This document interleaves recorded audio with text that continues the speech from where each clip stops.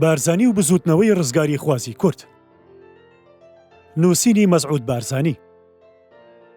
بەرگی دووەم 1958 بۆ 1961. کورد و شۆڕشی چواردەی تەمووزی 1958. چواردەی تەمووزی 1958 بۆ ئەیلولی 1961. بەشی پێنجەم. ململانەیە لە نێوان سەرکردەکانی شۆڕشدا.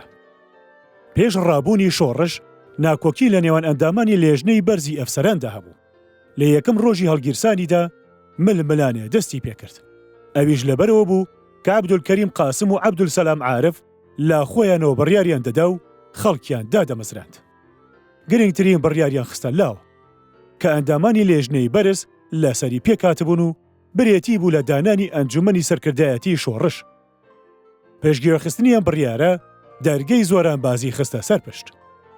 جگەلەوە ئەو ئەنجومەنی وەزیرانی پاش شۆڕش پێکات تەبا نەبوون و کامترین هاوبیریان لە نێواندا نەبوو. ئەم ناکۆکیی ناو ئەفسەرەکان لە ناو ئەنجومەنی وەزیراندا ڕەنگی دایەوە و پاشان حیزبەکان و سەرشەقامیش. یەکەمین ململانێ لە ناو سوپایەکاندا لەسەر ناکۆکی بیر و ڕایان بوو لەسەر زۆر بابەتی ناوخۆ و دەرەوە و لەسەر چۆنیەتی سەرکردایەتی تازە لە وڵاتدا. لە یەکەم ڕۆژدا عەبدولکەریم قاسم و عەبدولسەلام عارف هەندێ بڕیاریان دەرکرد بە دوورخستنەوەی زۆربەی هاوکارەکانیان لە ئەفسەرە ئازادەکان لە بەغدا و دانانیان بە پلەی کەمتر. وەکو عەبدولوەهاب شەواف کە بڵاو کرایەوە بووە بە حاکمی دەربڕین و وتارەکانی عەبدولسەلام عارف. چی ئەوەی لە کاتی سەردانی دیمەشقدا 18 تەمووز بۆ چاوپێکەوتنی سەرۆک جەمال عەبدولناسر گوتبووی و چی ئەوانی لە کاتی گەڕانی لە پارێزگاکاندا لە دەمی دەرچوو بوو. هەستی عەبدولکەریم قاسمی هێژاندە بوو. هەڵوێستی شۆڤێنیانی بەرامبەرگەلی کورد وای کردبوو هەمویان بە چاوی گومانەوە تەماشای کرد. عەبدولسەلام تەقەلایدا وا پیشان بدا خۆی ڕاپەڕێنی شۆڕشی 14 تەمووزە و ئەوانی تر دەوری پاشتریان هەیە. گومان لەوە دانیە کە عەبدولسەلام لە بەجێگەیاندنی شۆڕشدا دەوری سەرەکی هەبوو. بەڵام بێگومان ئەگەر هاوکاری ئەفسەر ئازادەکان نەبوایە هەر یەکان لە ئاستی خۆیەوە و هاریکاری گەل لەگەڵ سوپادا نەبوایە. لە وەزەی تاقە کەسێکدا نەبوو شۆڕشێکی گەوری وەکو شۆڕشی 14 تەمووز بتەقێتەوە و شۆڕشەکەش نەیدەتوانی لە ئاستی مەترسی و هەڕەشەی ناوخۆ و دەرەوەدا خۆی ڕاگرێ. عەبدولسەلام دەیویست دەوری عەبدولکەریم بخاتە لاوە. لا گوتارەکانیدا ناوی نەدەهێنا کاچی زۆر لەسەر ناوی جەمال عەبدولناسر دەڕۆیشت کە ئامادڵی عەبدولکەریم قاسمی لێ کرمێ کرد. ئەمەش نمونەیەک لە گوتارەکانیەتی. کۆمارەکەمان سۆشیالیستیە، نیشتیمانیە، خواییە، خاکیە، نەکۆشک و نەسەرایە، نەفەرمانبەرە، نەفەرمانڕەوە، نەحیزم نەتۆپەڵ، یەک نەتەوە و یەک حیزب، نەڕۆژ هەڵاتی و نەڕۆژ ئاوایی، نەباکۆری و نەباشووری، نەجۆنی و نەجۆنبۆڵی، بەس حەمەد و حمود. لەمڕۆ بەدواوە نە دەرەبەکەیە و نەکۆشک، نەبەفەرگر، نەتەلەڤیزیۆن، نەچینایەتی و نەخاوەنشکۆ و پایەبەرزی، تانیە ئازادی و داد و هاوتایی.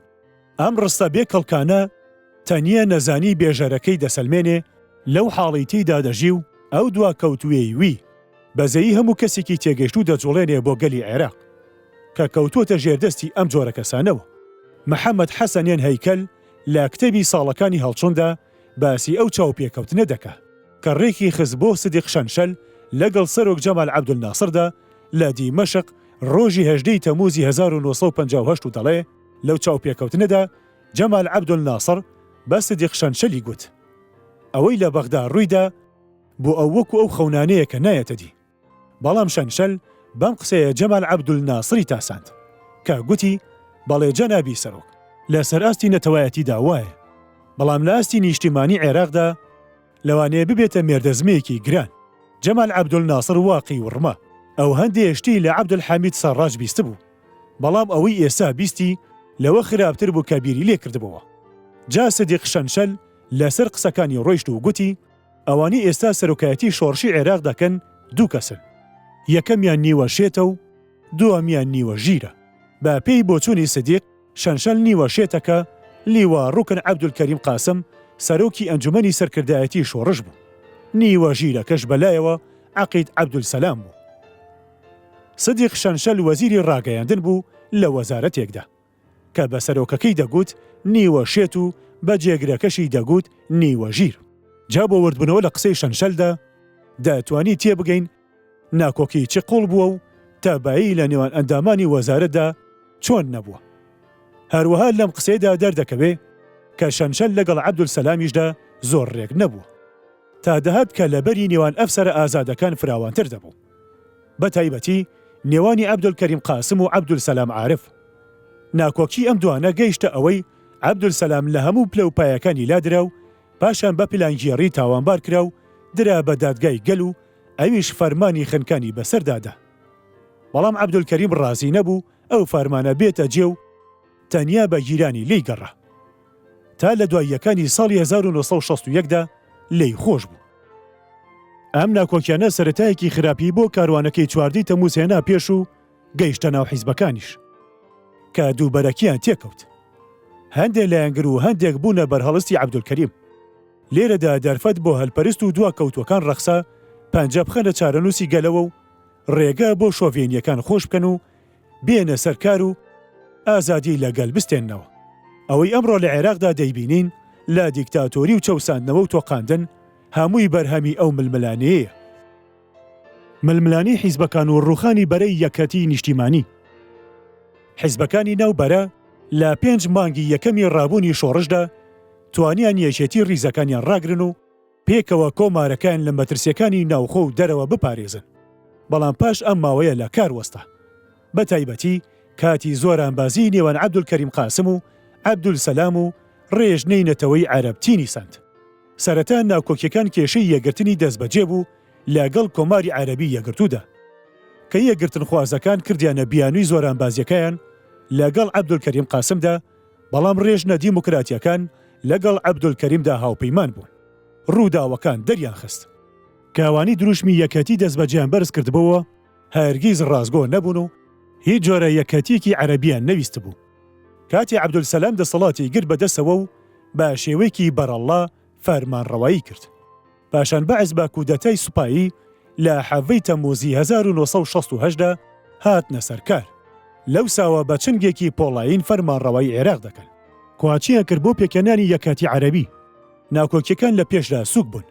حیزبەکان ویستیان بەرەی یەکەتی نیشتیمانی زیندوو بکەنەوە و هەر حیزبە و پرۆژەیەکی کارکردنی هێنایە پێش بۆ لێکۆڵینەوە.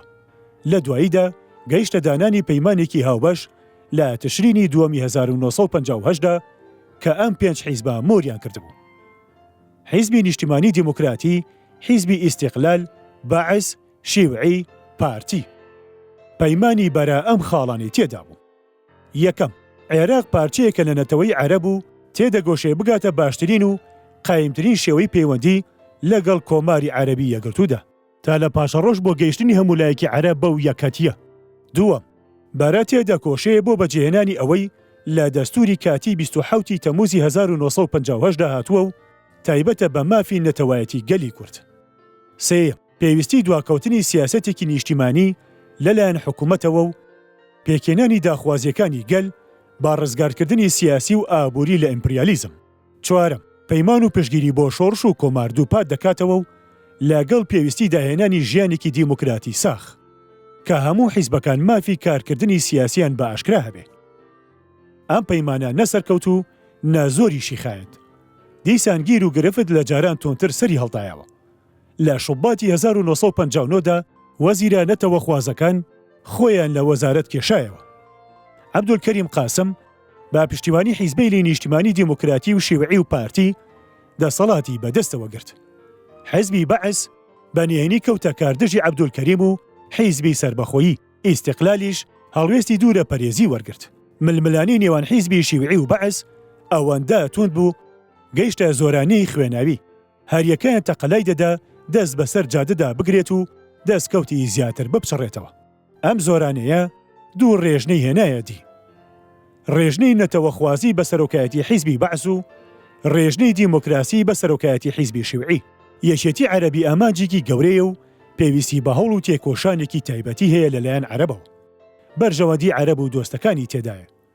ئەمەش تەنیا بە دروشم هەڵگرتن یان بەیاننامە دەرکردن پێک نایە، وەکو دەرکەوت کە فۆکوڵی یەکێتی هیچی سەری نەگرت، چونکە لەسەر بناغەیەکی زانستی دروستدا نەنرابوو. هەمووی بەرهەمی ئازار و داوی ڕێکەوتن بوون.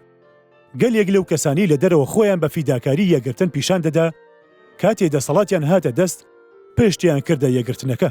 وا دیارە پێشڕەوی نەتەوایەتی عەرەب سەرۆکی کۆچکرد و جەمال عەبدولناسر دەیزانی کە بارودۆخ بۆ پێکهاتنی یەکگرتنی دەستبەجێ لە بار نییە، بۆیە زۆر لەسەری سوور نەبوو. ئەویش لەو قسانەدا دەردەکەوێ کە ڕۆژی 1950 لە دیمەشق بە سیدیق شەنشەلی گوت. حەسەنین هەیکەل نووسیوێتی دەڵێ جەمال عەبدولناسر بە سیدیق شەنشەلی گوت من یەکەتیم لەگەڵ سووریادا کرد لەبەر ئەو بارەی خۆت دەیزانی و لاموا بوو دەتوانین بە هەنگاوی گەورە بەرەو پێش بچین و پاشتر لەسەر خۆی هەڵەکانمان پتۆ بکەین و کە لە بەرەکان بگرین. بەڵام وا نەکرا. هێشتا هێڵەکانمان کراوە و لە ڕوون. بەنسەرە ڕایگەشتە قەلاکانم پێویستە دەدان بەوەدا بنێم کە وەکو بیرم لێ کردبووە و ئاواتم بوو. سەر نەکەوتم. ناشمەوێ ئەزمموی یەگرتنی میسر و سووریا بە هەموو ناقۆڵاییەکانیەوە لەگەڵ عێراق تازە بکەمەوە.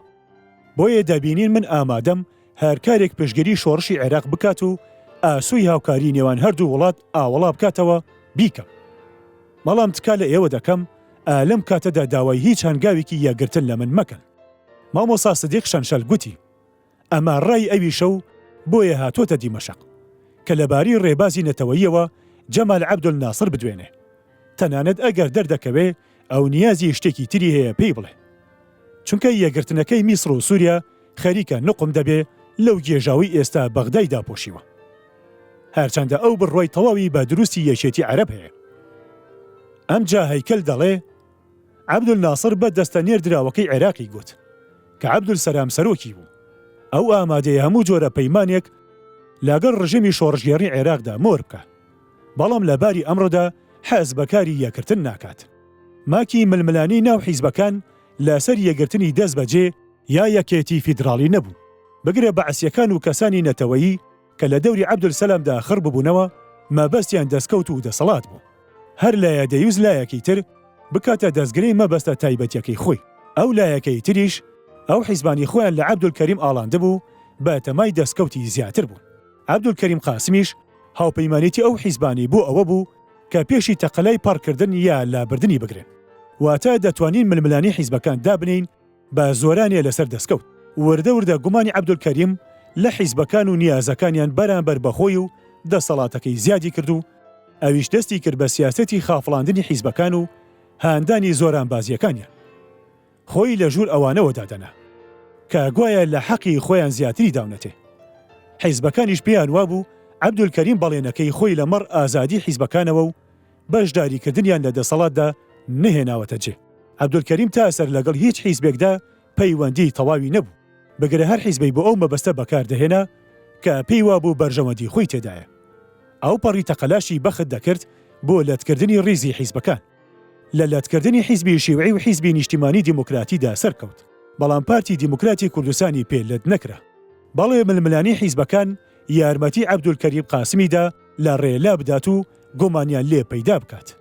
کاتێ دیتی ئەم حیزبانە لە ڕۆژەکانی سەرەتەی ڕابوونی شۆڕشەوە ئەوەندەیان بە شاخ و باڵدا هەڵدا و هەزاران ناوی قارەمانی و پاڵەوانی و مازنی و داوێن پاکیان لێدەنا، ئێستا هەر ئەو حیزبانە شتی وای لێ داوا دەکەن کە ئەو بەفزەیدا دەنێ و بە هەڵگەڕانەوە لە هەڵوێستی پێشویانی دەژمێرێ. من پێم وایە حیزبەکان بەرپرسیەکی گەورەی مێژوویان کەوتووەتە سەر لەو کارەسات و مەینەتیانەی بەسەر عێراق داهاتن. چونکە ئەگەر ئەوان بەرەی یەکێتی نیشتیمانیان ڕابگرتایە و بەرژەوەندی تەسکی حیزبەکەی خۆیان وەلاوە بنایە، ئەم هەموو کەساسی و کڵۆڵی و مەینەتی ئەو سەردەمی گەلی عێراقیان لا کیسدا دەمایەوە. لەسەر حیزبەکان بوو خۆیان بەرژەوەندی عێراق هەڵسەنگێنن پێش ئەوەی ئەو داوایە لە عەبدولکەریم قاسم بکەن.